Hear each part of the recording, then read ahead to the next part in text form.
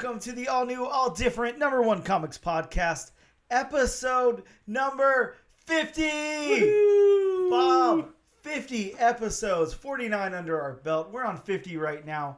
Holy shit. Did you ever think... What? No. What would be appropriate? What would be more appropriate is... Holy 50th podcast, Batman. Oh, yeah. I wasted an opportunity. You did. You know, I'll have to edit that out and just have you saying, Holy 50th episode, Batman. And then, then we'll sound cool. Exactly. And I mean, it's comic related. Why not? It sure as hell is. Bob, 50 episodes of this. I know. That's just crazy. Did you ever think we'd get to 50? No, I really didn't. Did you think we'd get to 2? I figured I don't know. I figured we'd get like a few under our belt, 5 or 6 or something, and then you'd find out nobody's listening, or something would happen, or whatever. Yeah, and we'll get into all that at the whenever we do our like end of the year bonus episode. But wow, the amount of people that listen to this podcast blows my mind. I know the amount of downloads we had, which I'm going to keep under wraps. You know what episode it is, but yeah. the number of people that have downloaded our most popular episode. I mean, I never imagined our entire podcast would get that many listens in its entirety, much less one single episode. I know. So cool. It's been so awesome. 2023 has been an awesome year for us. So people actually like to hear us talk. They do. They love it. They come back for more. Yeah, we're doing A-okay, I guess. We're doing something right. We've got a lot of gluttons for punishment out there, I guess. I guess so, yeah. Either that or who knows? Maybe all those promotions for our local comic book shop are working in our favor. Possibly. Could be that. I don't know. Either way, I'm stoked. 50 episodes. This is really cool, and we have a really cool book that we're going to do for our 50th episode, so that's cool too. But first, I'm going to explain what this podcast is really quick, Bob. To anybody coming in on the 50th episode who wasn't listening prior to this episode. We are a weekly comic book podcast where each and every single week we take a look at a brand new first issue comic book, break down the story and art, give it somewhat of a review, and tell you if we think that you should move on to issue number 2 or not. That's right, up until now, 49 weeks in a row, Bob and I have painstakingly blood, sweat, and teared over a comic book, read it, reread it, read it a third time, made notes, and then done God's work here and let you guys know if we think that it's worthy of your time to move on to the second issue or add it to your pool or whatever. I'm glad we're big comic fans, or else this podcast would hurt. Yeah, exactly. Can you imagine doing something like you hated in that regard? I don't know. There's not much I can think of that I hate, but something really boring, know? I don't know, car mechanics or something. Doing any type of math whatsoever, that would hurt. Come on, math is fun, Bob. But if you say so. Yeah, I mean, I guess there's probably podcasts out there about like lawn mowing or something. We could be on that end. What do you mean? What do you mean? Probably. Definitely. The laws of average for a podcast about something being out there is pretty good. Yeah, it's pretty inevitable that everything exists. So we exist too. So that's good for us, I guess, and whoever's listening. So thank you guys for that. We also talk a little bit of comic book and related news, even when that exists. And we talk about the new books that are at comic book shops this and next week. And this week, Bob, we will be taking a very, very deep dive into the all-new #1. From Boom Studios' Animal Pound, written by Tom King with art by Peter Gross. Yeah, this is a book, and this the reason that I say this is like a big book for us is, this was announced like a long time ago. This is highly anticipated. This is like almost like a modern retelling of Animal Farm, if you're familiar with that book. Exactly. Yeah, so it's like I don't know, it's big source material. It's Tom King, which that's big. Long time Batman writer. Oh yeah, and I mean Batman, has a special appearance in this book, so that's pretty cool. Bat dog, bat dog. And yeah, I mean, this is a big book. I'm happy we get to do a Boom book on our 50th episode. That's really cool. We'll have to see what our final book of the year is, the publisher and writer and all of that, but we'll get into more of that later. We're going to take a quick break and we'll be back with some comic book news. And we are back with episode number 50 of the all-new, all-different #1 Comics podcast. Again, that is 50 episodes, Bob. I know. 50. It's still hard to believe. It's really hard to believe. I have to just keep saying it because I'm like, oh, holy shit, is this actually episode number 50? Have we done this 50 times? I know. I can't believe it. It's crazy. Let's get into the news segment, Bob. There's actually not a whole lot of news, but with that being said, the news that I have is kind of big news. I don't know. I didn't want to tell you ahead of time. I wanted it to be a surprise. So if you've already read this news, not going to be that exciting to you. If you've not read it, you're going to, I can't wait to see your eyes widen and your jaw drop on the floor if you haven't read it. So, Bob, I'm just going to say my headline and I'm going to see if you've read it or not based on that.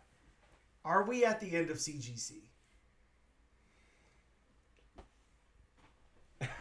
I have not read it. Okay. I was gonna say a moment of silence there. So. I had to think about that, and I'm like, what the hell is he talking about?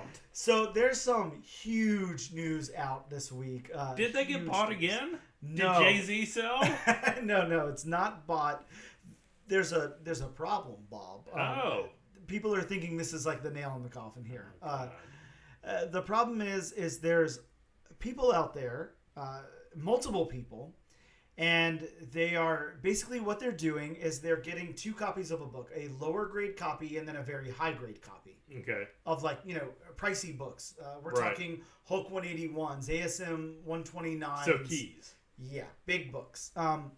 Getting those lower grade copies, getting those higher grade copies.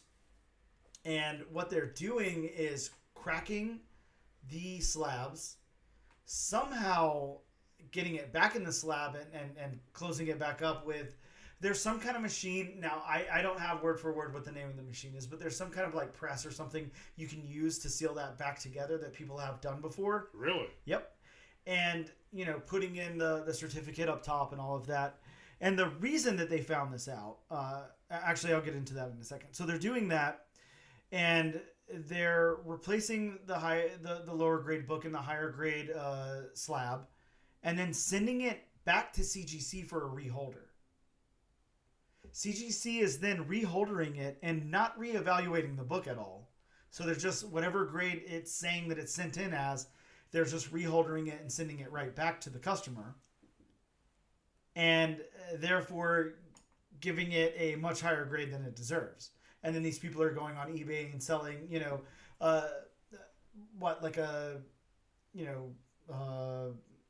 $4,000 copy of Incredible Hulk 181 for $7,000 or whatever, doing that kind of thing. And it was found out because somebody really started looking into it because they're like, that book doesn't look like it's that grade. Yeah. So they started looking at certificate numbers and they're like, wait a second, that certificate number just sold a few months ago for $12,000. And so they're looking at the prices of the numbers. Yep, looking at everything. And Bob, pretty crazy. Wow. Not a good look for CGC at all. No, definitely, because over the years, CGC hasn't exactly had the best, press in the world, and there's been mistakes. I've seen groups on Facebook where the books are putting the holders upside down. Yep. yeah, lots of mistakes and things. And I don't know how many people, take a look at a book and are like, how did it get this? That's too high, or that's too low. Oh yeah, definitely. There's so many times where I've heard, phrases like, it just depends on how the grader's night was the night before or something. Right. Did they... actually, a mutual friend that we both have that's a comic book shop owner, not our local comic book shop, but another comic book shop owner, made the comment to me one day, hey, if the guy got laid the night before, he's probably gonna give you a high grade on his book. I've heard that too. I know that's a running joke in the graded comic book community. Yep. Actually, wow, that's definitely. Oh boy, I guess that's CBCS's gain. Yeah, I guess so. But yeah, what? How do you feel being somebody?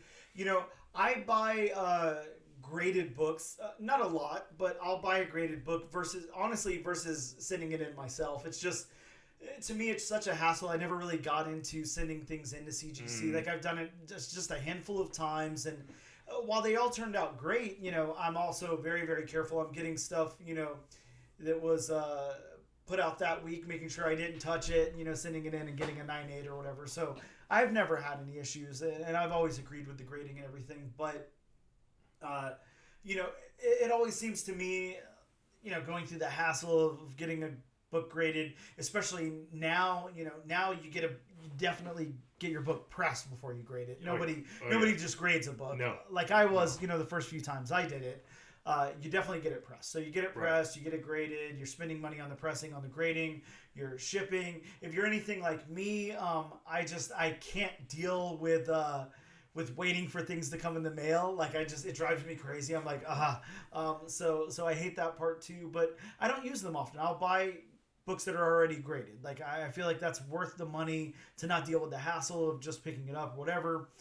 And I already know what grade I'm getting and all of that. So does this change the game for you? And does having that reputation now, unless CGC comes out with a huge press statement saying, they've got a way to combat this or whatever. I mean, how would you feel hopping onto eBay or a similar site now and picking up an already, a graded book? You trust that? Well, I must say, especially with sites like eBay, I mean, you're always taking a chance because it's other people provide them pictures and the descriptions and, not everybody's honest. I mean, I'm just putting it out there. True. I mean, I'm sure this is something that everybody knew. It may change my mind a little bit about buying graded comics to begin with, because it'll always, now that I know this piece of news, it's always in the back of my mind of, okay, is this, the actual graded comic, or did it start out life as something lower?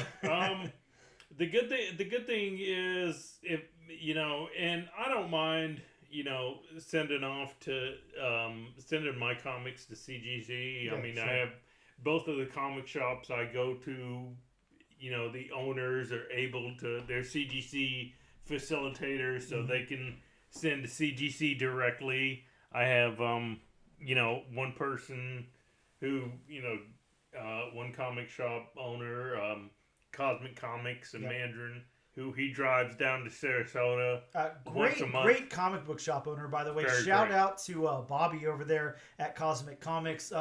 Definitely, sorry to interrupt, but just to plug a little bit, we always plug our local shop, Gotham City Limit. But if you're in the market for back issues, Bobby literally has every single thing you're looking for in every single grade. So, and if he doesn't have it, he will find it. Yeah, but most likely he has it. But yeah, huge, awesome guy, great shop owner, really, really outstanding gentleman there, Bobby at Cosmic Comics. Sorry, Bob, carry on. No, you're good. So it may change my mind as far as buying graded comics, but I mean, I can always just buy raw ones. Yep. Get them pressed. Bobby has a great cleaning and pressing service that he uses. It's only like maybe $15 to $18. So I mean, it doesn't cost too much. And then just fill out some CGC paperwork, get them sent down. The turnaround times have greatly improved from what they were. Well, I have a bad feeling that they're about to greatly improve a lot more, because I'm thinking a lot of people aren't going to trust them after this. Like I said, they've really got to come out with something different. I think that at this point, knowing that they can be cracked and then something else put in, and that not be super noticeable to CGC themselves, that they're going to have to, I mean, a new holder is in line. You know, it's going to have to be a new holder. And that just kind of amazes me when you were talking about a reholder, that CGC wouldn't reevaluate the comic. Exactly. Yeah. I mean, I guess they weren't, you know. I guess they were just trusting their first judgment there. And well, I hope that policy changes from now on. Yeah. Oh, yeah. I mean, I think it would have to. Yeah. I mean, look, I look at it like this. They are going to have some massive PR behind this. Like, there's going to have to be, hey, they're going to have to gain back the trust of the comic book community, which is not a forgiving community at all. And I mean, as great as CBCS is, CGC has always been the standard as far as comic book grading. Yep. But something like this can really tarnish a reputation. Oh yeah, I mean, Bob, look, this is obviously off. You know, we're not a what's the word? We're not a video podcast, so the listeners can't see this. But I'm pulling down my copy of Crisis on Infinite Earth 7 here, which is a PGX comics, a PGX slabbed book. It's a newsstand edition, and they gave it a 9.8. It's got double signatures there, Marv Wolfman and George Perez. And I mean, Bob, just look at this. Just look at the book for 1 second. Tell me if that's a 9.8 in your opinion. I mean, because look, I'll save my opinion for after you've looked at it. But no, I mean, come on, no, Bob, is this even an 8.5? Like, I'm not sure what's going on here. There's horrible rolling. The pages are awfully yellow. That, and I mean, just right away when you handed me that comic, I looked at one of the corners and I'm like, no. Yeah, I mean, CGC on their worst day would not have given this a 9.8. So very interesting that PGX did, and now they're out of business. But you know, speaking of slabs that might have been opened and a different book put in, I don't know. It could be this one, but either way, got a great deal on that. So I'm not complaining. That is one thing I've always heard about PGX. You look at their grade, and then you go, okay, -1, at least one, if it got graded by CGC. Yep. Oh yeah, definitely. Yeah, that's not a 9.8. But yeah, that's just I don't know. I hope CGC can come back from this. I think it's a great company, a really good product. It's important, you know, in the collectible market and all of that to, you know, now that's a standard. Everybody wants, you know, especially you know, flippers or whatever, you know, comic book resellers, they really want to be able to maintain that condition and have it, you know, have an authority on it that says it is in this condition permanently, you know, and all of that. So it's important, and I would hate to see it die from there. But I don't know, now might be a great time for somebody else to swoop in, you know, with like a really indestructible holder or something. Maybe there's ways to get innovative with it now, and maybe somebody else will rise to the top, like you were saying, like a CBCS or something like that. Which, I mean, they're a great company. Look, if you need to get a signature verified, CBCS will put in the work and do it. Right. CGC does not do that. Yeah, CGC, if they don't witness it with their own eyes, then it will not get a signature graded. It will have a green label that says name written on cover. Yep. Words Stan Lee written on the cover, whomever that is. Whereas CBCS will actually do the legwork, verify the signature, and actually give you a signature series label. Yeah. So like you were saying, a great time for maybe somebody like CBCS to really step up. I'd love to see that because I love that. I love, you know, I mean, think about how many times you get something signed, you know, at a convention or whatever, like, or you picked up a signed book or whatever. I mean, you don't always have somebody around to verify it. No. Sadly. No. You know. I mean, CGC is going to have their presence known at, like, Collective Con, which is run in Jacksonville. It's been run for the past 10 years. They're not going to have anybody down there. It's always going to be like the bigger ones. Yep. Yeah, exactly. And I mean, that cuts a lot of us out. You know, we can't get that verified signature. So I mean, possibly good news, possibly horrible news. I don't know. We'll find out. Only time will tell. All I can tell you is this, Bob. I did send you a link to the video, so check that out in your free time or whatever. But the video explaining what happened here. But the CGC message boards, Bob. I'm sure they've been blown up. completely lit up, and everybody is very, very disappointed, is all I can say. So that's some news there. My other little bit of news, just really smaller news here. Actually, it's not small news, but you and I have already talked about it. So, off air. Marvel has cut ties with Jonathan Majors. He's been found guilty. That was kind of inevitable, but it was one of those hold on to hope upon hope. Yep. So, of course, that news is already out there. We don't really talk about it. Right. I do want to ask you this, though. Do you see the MCU moving forward with a recast Kang, or do you see them just dropping Kang? Like, what is your prediction there? My prediction, what should happen? It'd be so easy to recast a character such as Kang. Oh, yeah. With all the variants. Exactly. Yep, I agree. Exactly. I'm going to go the other way. I mean, yes, I think it would be easy, and I don't see any reason not to. You think they're just going to drop him? It's not that I think they're going to drop him. I think that... I think at this point, I just want to see a different big bad. I think that, the phase that we're in now is a little bit tainted. A lot of people are complaining, especially if they move forward the way they've been going and all of that.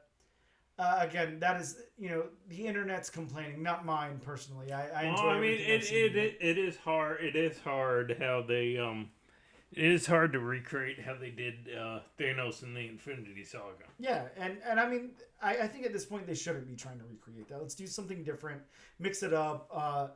I don't know. I really think I'd love to see.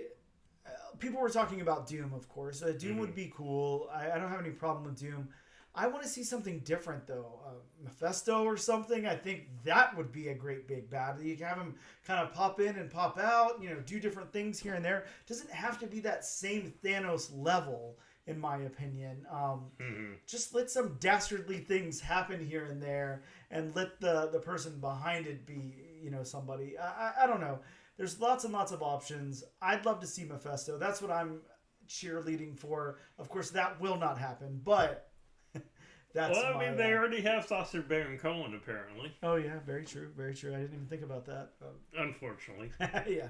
I think he'd be okay. We'll see. Either way, that takes us out of the news, Bob, unless you have anything else you wanted to touch upon. I have nothing yet. Yeah. But besides those two little tidbits, it was a really light week. Yeah, light news week. We're going to take a quick break, and we'll be right back.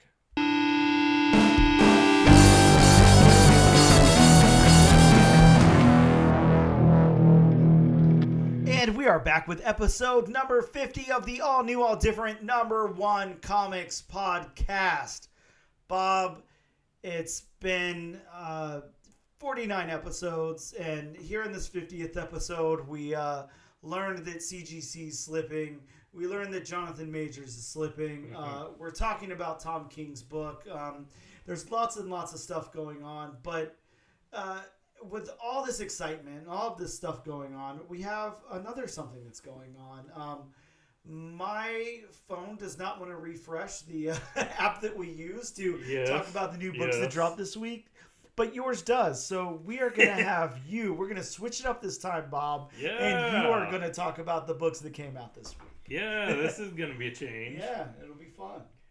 So this week at your local comic shops, we have from DC Comics, we have Wonder Woman #4. Also from DC Comics, we have a book that Dan and I are still reading, Superman #9, which has a very awesome Christmas-inspired cover of Action Comics #1. Oh yes, I saw that one with the Santa Claus listing the sled. Yeah, very cool. We have, sticking with DC, we have Harley Quinn Black White Redder #6. That's a title. Yeah, it certainly is. We have Joker / Harley Quinn uncovered #1. Right, and this is like a reprinting of... Right, the reprint of sold out Joker and Harley Quinn covers, whatever sold out Joker and Harley Quinn covers. Yeah, whatever that might be. That's gonna be a big book. Going to Scout Comics, actually, we have Total Party Killer #1. I mean, I missed that one somehow. It's a mature dark fantasy about an adventuring intern whose first job is nothing but mayhem, mutilation, and murder, making her reconsider the job. The 3 M's. Whoa.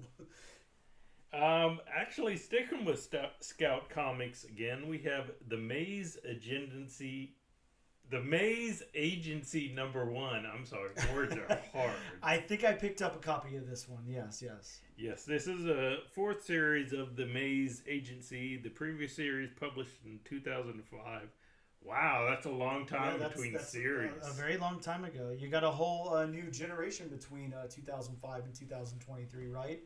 That's Zoomers versus Sigma. How many volumes of The Punisher did we get in between then? Oh, wow. At least 30, right? Yes. Going back to DC, we have Batman / Superman, The World's Finest #22. Oh, is this that great book that has the first cameo appearance of some new characters? Multiple unknown, unnamed characters, nice. I'm sorry, every comic book has multiple unnamed first appearance characters. There's quite a few in this one we're doing today. Yes. We have from DC Comics, Nightwing #109, first appearance of Apex Ava. Okay. So not Apex Lex, Apex Ava. Ava this time, yes, please. Of course, from Boom Studios, the book we're reviewing today, Animal Pound #1. Hot damn. Yes. From Marvel Comics, they're making an appearance on this list. We have Star Wars Revelations #1. First appearance of Rosalind Grace, a bounty hunter. Is this a new bounty hunter, or is this just their first appearance in a comic? Or as far as I know, this is the new bounty hunter. Okay. But I haven't been up to date on the comics, so I can't say for 100% certainty. Sure. Again from Marvel, we have Spider-Boy #2. Yeah, I'm excited to read this one. I haven't broken into my comics yet other than this one. But, the way Spider-Boy #1 left off, I'm excited to check this one out.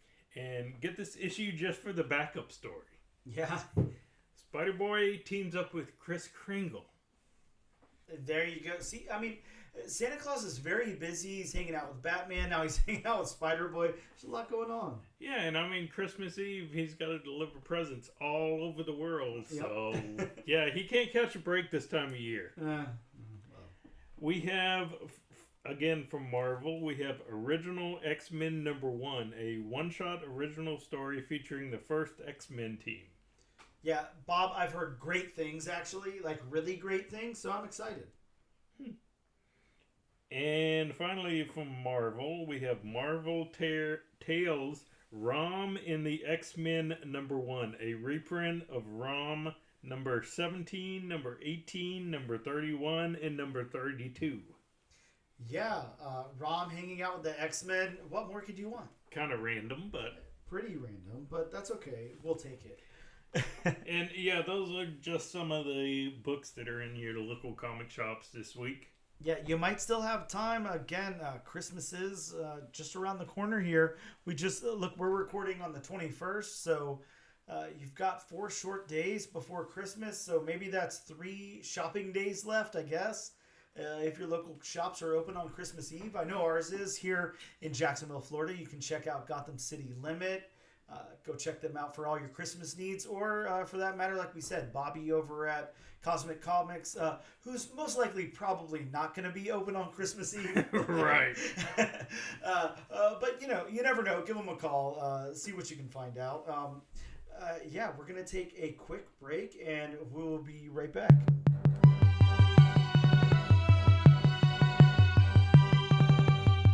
And we are back with episode number 50 of the all-new, all-different #1 Comics podcast. Bob, it's time for the big I don't know the what do you call this portion of the show? We used meat and potatoes before. We used potatoes and potatoes. What else signifies like a big pinnacle? I can't think of any words off the top of my head, but I don't know. Meat and potatoes was always the saying that I heard as a kid. Well, here's the meat and potatoes portion of the show. Yeah, we'll try harder next year. Potatoes for Dan. Yes, potatoes and potatoes for me. Bob, we are about to talk about Boom Studios' all-new #1, Animal Pound. Written by Tom King, of course, art by Peter Gross. Bob, I mean, this has to be one of the first times that I can easily say the names of the artist and writer on the book. So, and it's funny you mentioned that, because when I was reading the book, I was thinking to myself, Dan will have no problem with these names. We'll have to stumble across trying to say them. So, what will we do, We'll find a way. Don't worry. I'm going to read the synopsis really quick from Boom's site. There you go. I'll stumble on that. The Boom site. Yes, the Boom site. When animals grow tired of being caged, killed, and sold off, it's only a matter of time before they've had enough. When an uprising puts a pound in control of the animals, they quickly find themselves as comrades united against everything that walks on two legs. But with this newfound power comes a sudden challenge. How best to lay the groundwork for this new democracy as they write their first constitution, discover an epic graphic storytelling event from the celebrated New York Times best-selling Eisner Award-winning writer Tom King and New York Times best-selling Eisner Award-nominated artist Peter Gross. King and Gross collaborate for the first time ever to bring this endearing Orwellian allegory to life for the 21st century. Allegory, sorry. There you go. I messed up. Again, words are hard. Yeah, I made a new word, Bob. So allegory is the new word. You got the names right. Yes. Please, everybody use it in a sentence. It's the word of the day. Shouldn't it have been animocracy? I like that. That's good. Yeah, like a technocracy or a democracy a democracy, but with animals. Yeah. Animocracy. That's fun. Yeah, they wasted opportunity there, I guess. Yeah. See, I mean, let me come up with the names. Yeah, please let Bob come up with the names. I'm going to read my synopsis really quick, and then we'll go into the creators.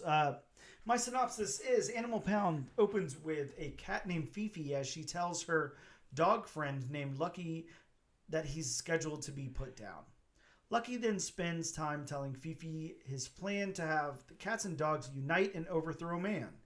Years pass at the pound, and one day Fifi's new dog friend Titan tells Fifi that he's ready to execute the plan. Fifi then goes to the cats and gathers them and explains the plan.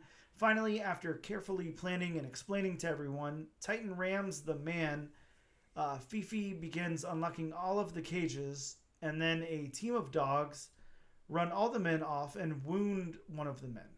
They drag him out of the pound, and Fifi paints the doors will remain open on the wall as all the animals gather around and chanting that they are all equal, except one cat named Raven, who is separated from the group, sees a crack the others did not see, and the book ends with a to be continued.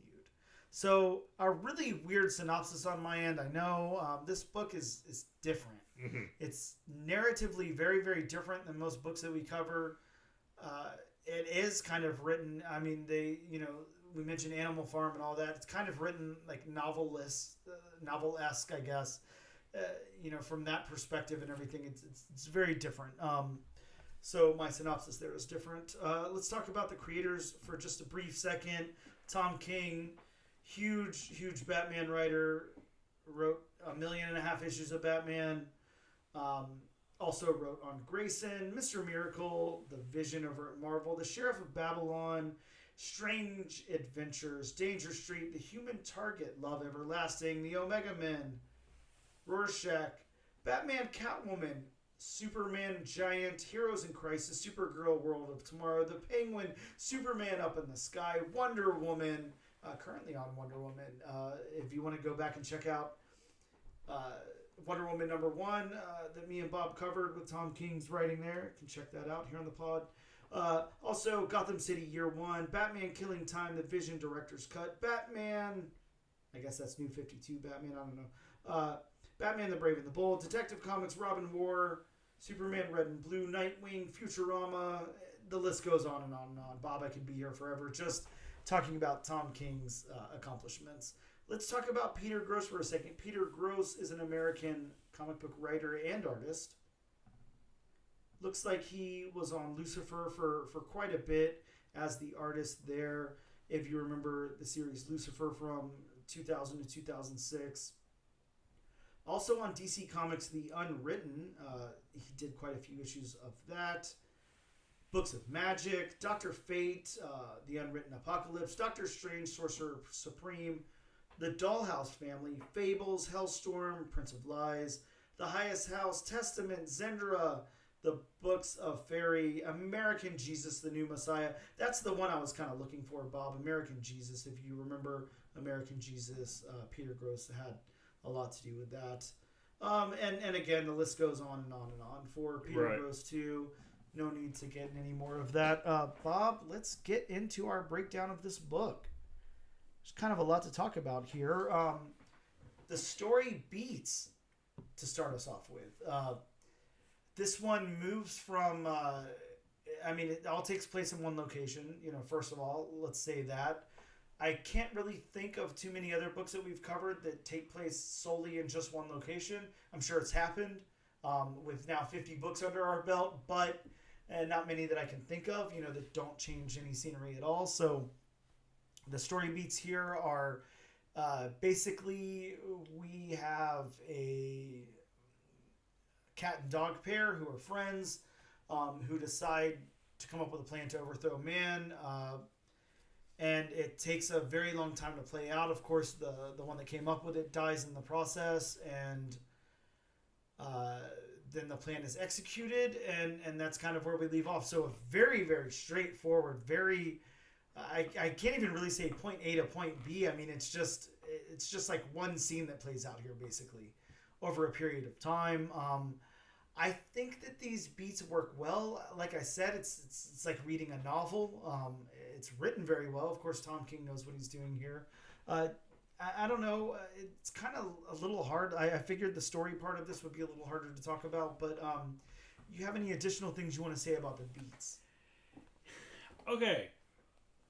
And again, I'll do my prefacing right now. Mm-hmm. I'll preface this by saying, Tom King, he's great storyteller. Yep. I mean, he knows how to write and all that. Mm-hmm. But this book was a little more exposition heavy for my liking. Yep. So the beats are straightforward. I mean, it's a straightforward story and whatnot. Just, it takes forever to get from A to B to C. Yeah.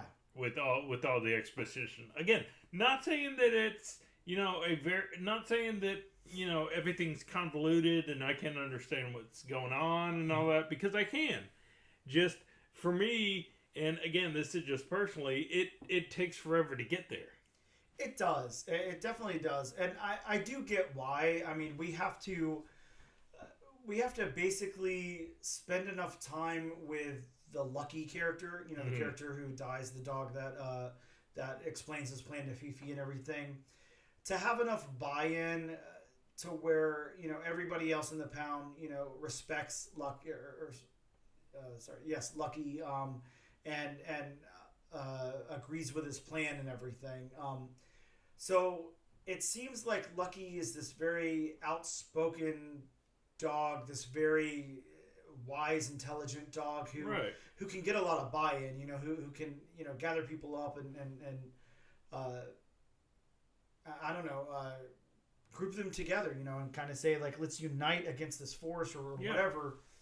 And so it definitely it's very wordy in that regard.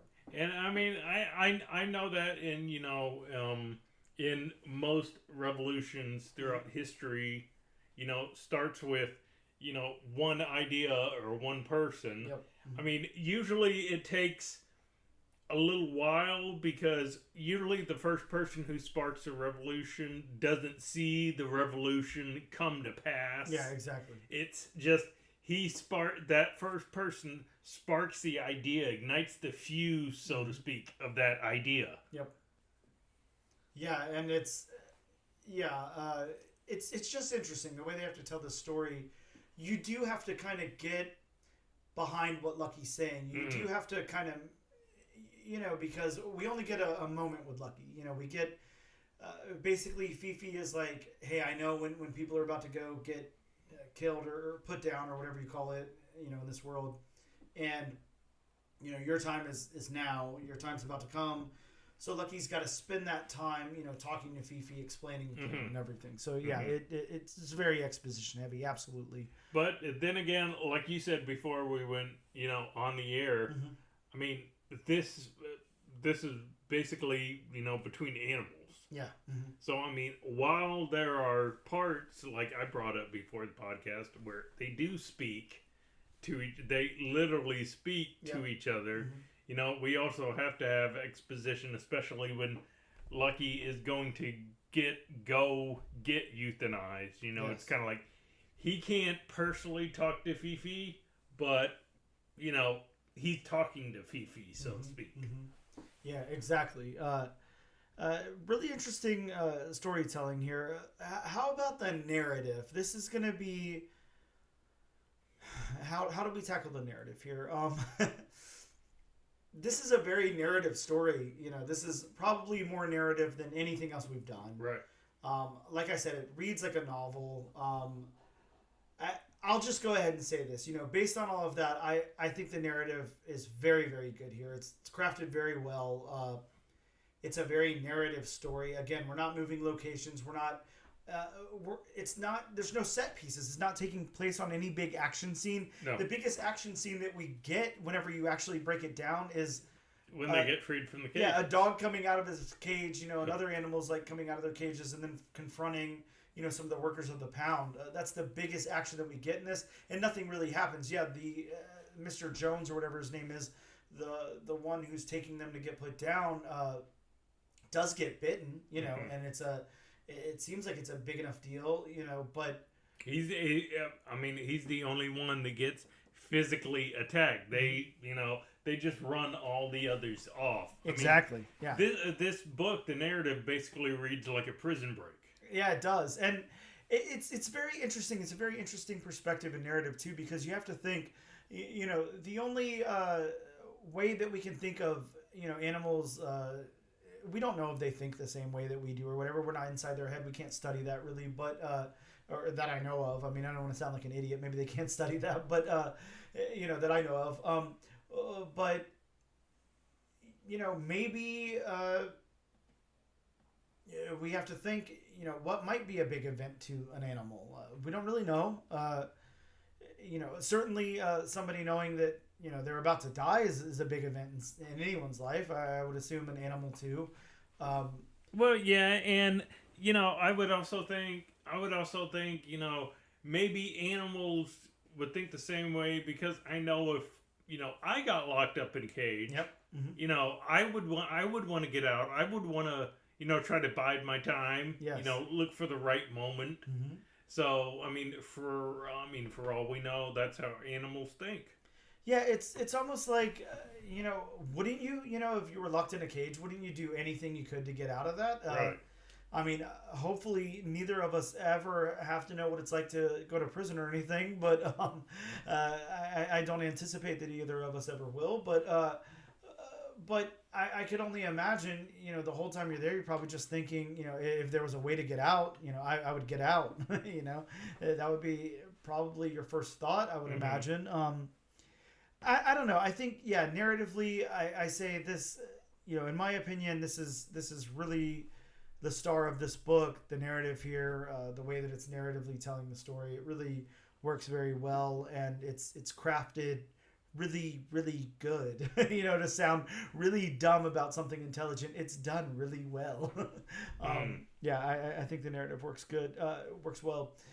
So the dialogue then, like you said, it's interesting. We go from the narrative to the animals speaking, dialogue and word balloons and all of that. Um, I will say this: if there's one thing that I have to really critique this book on, it's going to be this part, the dialogue for me, because I feel like when I read something like Bob, you've read Animal Farm, I assume, or it's been a while. okay, yeah, likewise. But I remember reading Animal Farm. Those animals have very unique voices. Each animal, represents something. They have unique voices. That's one way to put it. Yeah, I would say that sadly in this book so far, at least, it doesn't seem like anybody has that unique of a voice. It seems like they're all just animals talking. I'm not hearing anything that particular from one or the other. Now, I do get where they break it down and say in the dialogue itself that cats are more like carefree and all this, and dogs or whatever. Like, they kind of lay it out for you, but I'm not hearing that in their voices. Well, I mean, you can kind of pierce the veil, so to speak, on their personalities, because I mean, while we don't spend a whole lot of time with Lucky, I mean, Lucky just seems to be the I'm resigned to my fate, but I mean, I like it. I want it to be this way for animals of all kinds. I want them to be free, so please pass my story along. We get Fifi, who she seems like almost a mastermind. Yeah, sure. Almost, she comes up with the plan, she makes sure the plans, follow through. And, then we get Titan, who's the young idealist, upstart. Yeah, and you're right. I mean, they do have unique enough voices in that regard. I feel like I would have liked to see like a little bit more. Maybe like, I don't know. Maybe they could have their own slang. I don't know, something, but something to differentiate them. Right. Now, how about this world building, Bob? This is again going to be hard. We're taking place in a pound, and that's it. There's not much of a world to build here, but I think maybe if we take it from their perspective, I mean, imagine we're little animals locked in cages, and then all of a sudden this whole world opens up to us. Right. Maybe we can look at it that way. So, I mean, getting out of their cage is the world. Yeah, exactly. So they've just opened up this entire world, right? That didn't really exist to them before. Right. Even you see it in some of the panels there where the dogs and cats are separated. They have like separate rooms or whatever. Maybe for them to intersect in different ways, and then we bring in the rabbits and everything. Also, maybe this world is very fleshed out for them. For us, it's just a peek inside of one small building, but the larger picture, the smaller picture, however I'm supposed to word that, is coming from a completely different perspective. So, yeah, I second that. I think the world building works for the context that it's in. Absolutely. It's not like some huge thriving world that we're seeing, but again, we've got to take that step back and look at it as if we're imagine that we're dogs or cats or rabbits locked up in this pound too, and this world has been opened up to us. So let's go over to the art, Bob. We've got Peter Gross here on art.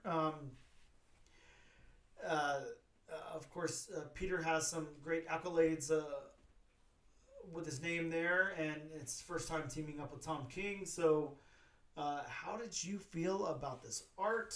We've got the characters first and foremost. We've got all these dogs and cats and rabbits and a couple of humans. So go. What do you think about the character art? I like the art, especially on the animals, because it just I've got it open to a page of Fifi looking through the hole she's made between the wall between the cat side and the dog side, and I mean, just by the eyes alone, just how the eyes are drawn and the face is drawn, you just get so much emotion, so much sadness. Yeah, I agree. And to point that out, for anybody who hasn't read the book yet, that's kind of what's going on here. This is like the catalyst for everything, I guess. Catalyst, haha, joke. But, for everything is somehow Fifi has like tunneled a hole in the wall. So the dogs and cats are supposed to be very separated, but somehow Fifi has got this little hole that peeks into Lucky's not room. What do you call that? Cell. Cage. Sure. Yeah. Cage. Okay. Cage. Yeah. The goes into Lucky's cage enough just to kind of fit her head through, and it seems like now Titan has taken that spot, taken Lucky's spot, and so now Fifi can talk to Titan, and that's kind of what's going on. Fifi is the one that, while she didn't come up with the plan, she's the one pretty much executing it and explaining it to everybody else, because she's that person in between, or that being in between, to communicate all of that to everyone. And going into Bob, how about the backgrounds? You've got it open to a page now where I'm seeing basically one background. There's not much there. How do we feel about the backgrounds on this book? I want to let you lead with that. You're the big background guy. I'll let you lead with it, and then I'll say my piece. Yeah, I'm the backgrounds in a lot of panels are kind of minimalistic. Yes. You just get that shaded background. Mm-hmm. But I mean, when you do get panels, like I've got it open to one where there's a panel of all the cages and all that. I mean, you basically see, you don't see the wording on the charts on the cages, but I mean, you see the you see all the detail in the cages, the bars, the padlocks, and then you see all the detailing and the animals that are in those cages. So to me, I can't necessarily say these are the most detailed backgrounds I've ever seen. Sure. Because they're, not especially in all the books that we've done. Mm-hmm. But to me, in a book like this, they work. Yeah, I agree with you. I like this art style because it's a little bit gritty. It's realistic, and it looks good. Like I really appreciate this art style quite a bit. It looks really nice. But a lot of it is close-ups on animals' faces and stuff like that. That's mainly what's going on in the book. Again, there's little action here because it's mainly narrative that's going on. You're mainly reading this comic versus looking at it. But what there is to look at there is, it looks great. Like, it looks wonderful. But yes, I think that Peter is very good at his job, and I think that whenever Peter needs to include a background, he's got no problem completely fleshing out that background and doing a lot with it, and doing that nice gritty artwork that works well from this perspective, that ground level of an animal and everything. I'm expecting, if I'm seeing a cat close to the floor or whatever, to see some scratch marks and dirt and dust and stuff like that. We're at that eye level. So yeah, I think that works really well. I like it. Bob, I think I'm just going to skip locations. I don't think there's really any need to go into it unless you had anything you wanted to say about the locations. No, we pretty much covered the locations and the world building. There's not much really we can say about that. I think, the last thing, as always, will be the colors. And this one does have a separate colorist on the book. So let me go into that and figure out that person. It's Tamara. Tamara. Oh, Tamara, sorry. Tamara Bonvillain? Yes. Bonvillain, wow. That's okay. Yes, so Tamara Bonvillain, how'd you feel about the colors here, Bob? I like the colors. I gotta say, especially the colors on the design for Raven. Mm-hmm.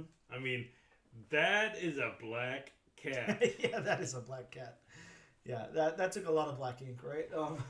Yeah, and I'm with you. I think that the colors work here really well. One thing that I like about it that I will point out is, now imagine like a pound, imagine even like a veterinarian office or something, somewhere that has to do with animals where, it's not, it's so complex for me to explain, but from my perspective here, and this will be painting a picture for sure, but, it's like you have a sterile, unsterile environment, basically. You know, they're trying to keep it as clean as they can and everything, but you've got animals running around all over the place. It's not spotless, you know. So they're trying to be sterile, but it's not sterile. So it's got that sterile tone to it, but at the same time, it's a little gritty or whatever.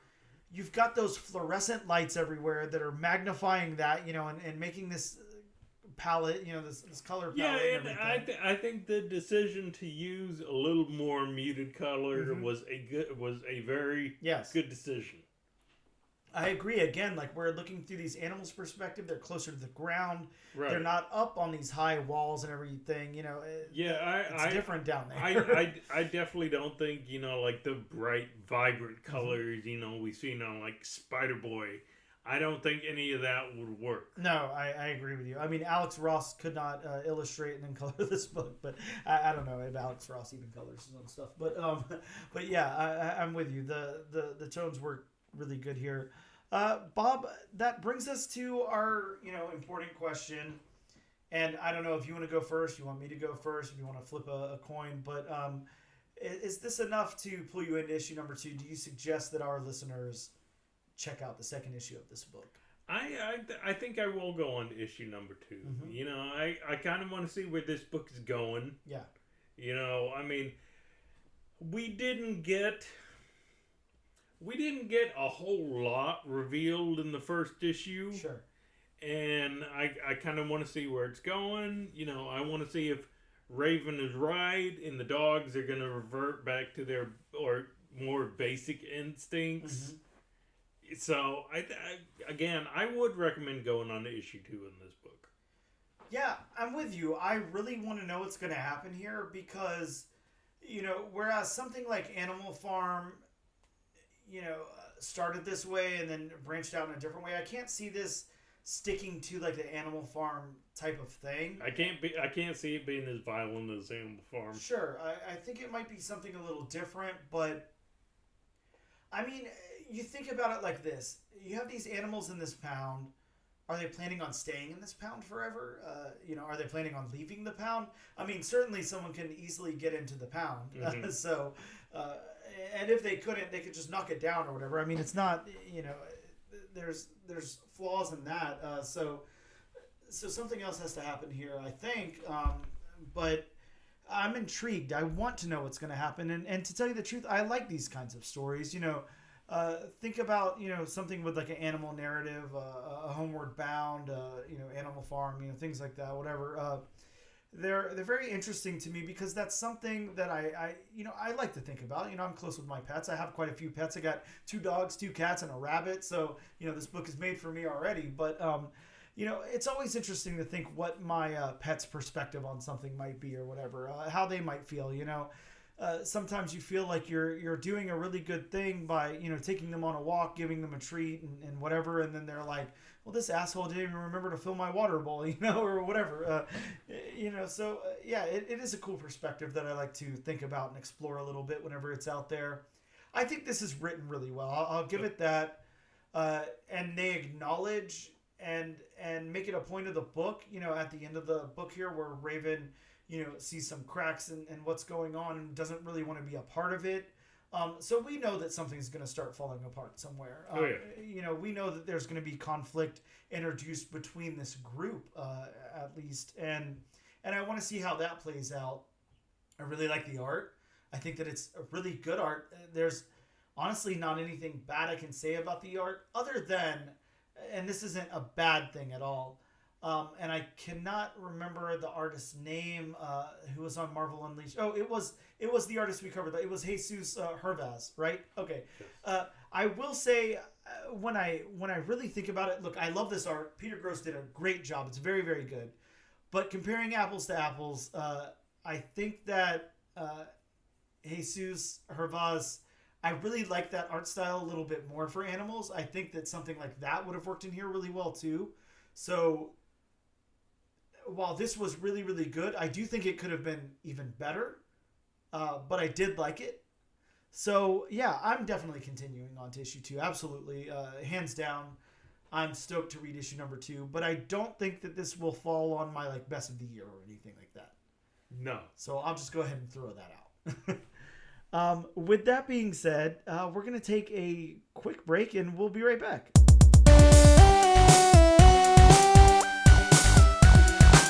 And we are back with episode number 50 of the all new, all different #1 comics podcast.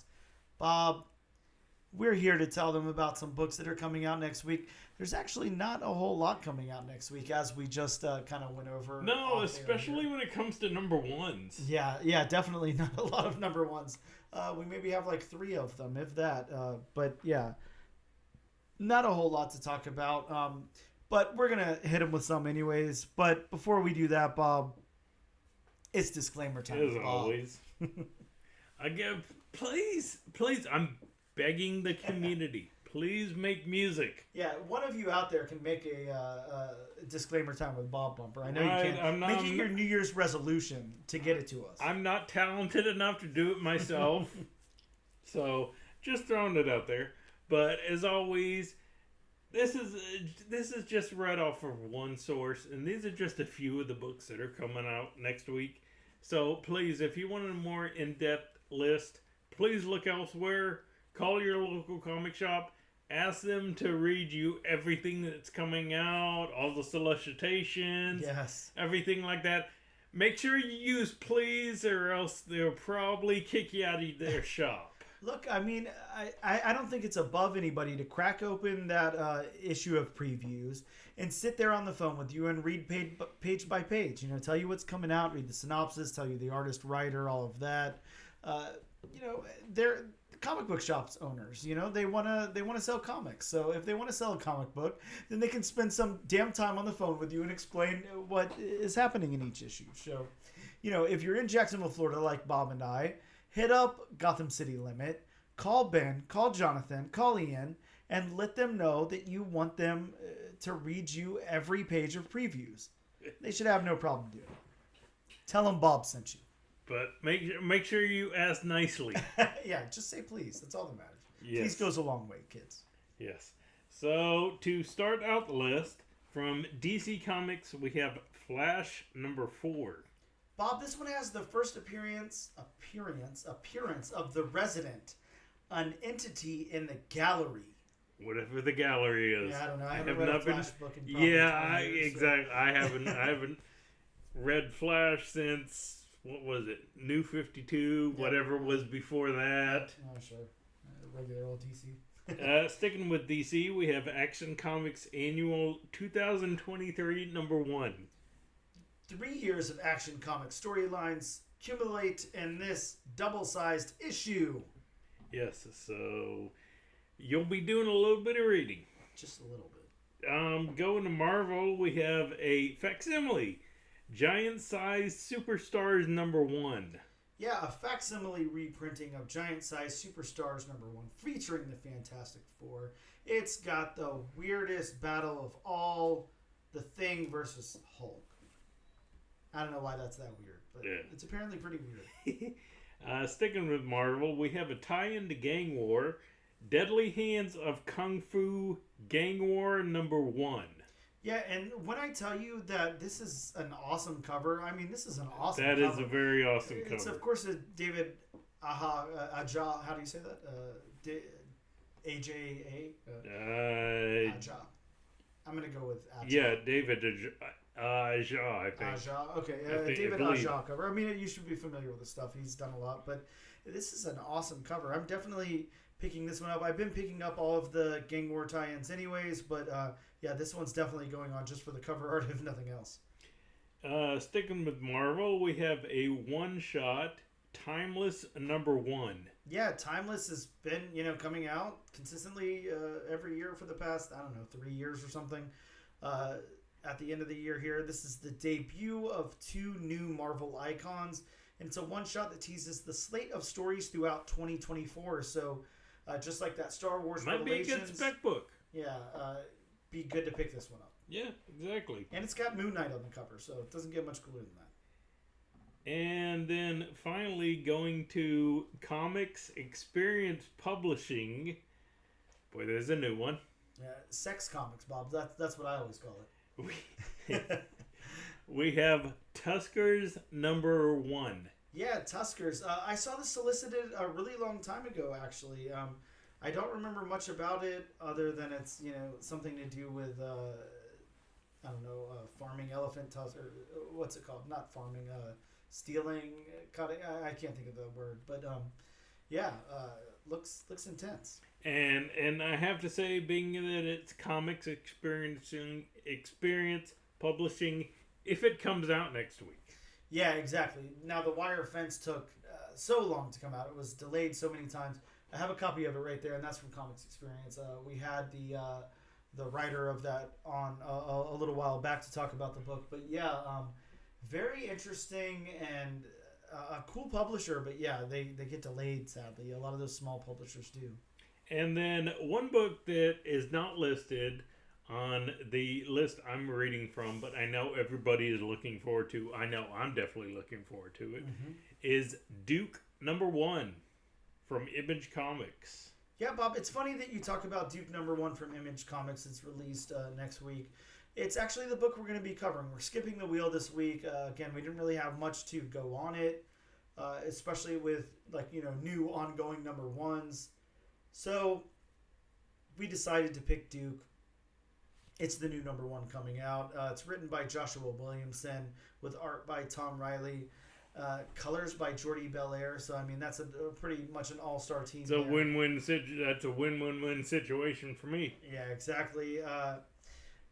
So if you're a GI Joe fan, if you're not a GI Joe fan, if you're just a fan of fans, come listen to the podcast. If you're a Joshua Williamson fan, yeah, exactly. If you're a Jordi Belair fan, yeah, it's got a little something Tom for Riley everybody fan. here. Yeah, so I assume you guys will be here next week. If you're an Image Comics fan, if you're a comic book fan, if you just like Saturday morning cartoons, I don't know, come on down. But there will be plenty to talk about next week. With that being said, that wraps up the episode. Bob, it feels short, especially for a 50th celebration, but we'll keep it short and sweet. Thank you guys so much for tuning in. As always, this and every single week, we like to give away a copy of the book that we have covered this week. This week being Boom Studios Animal Pound #1. All you need to do is use the hashtag #AllNewAllDifferentNation to be entered in our weekly giveaway. And you can use that hashtag on Instagram at @ANAD_1 Comics Podcast, or on X at @ANADNO Comic Pod. You can also use it on TikTok at @ANAD1 Comics Pod, or on YouTube under the Comic Book Channel, and that's where you can find us. You can see me and Bob's beautiful faces. Well, not really, but check us out there. And thank you guys so much for tuning in. Until next week, I don't know, insert catchphrase here.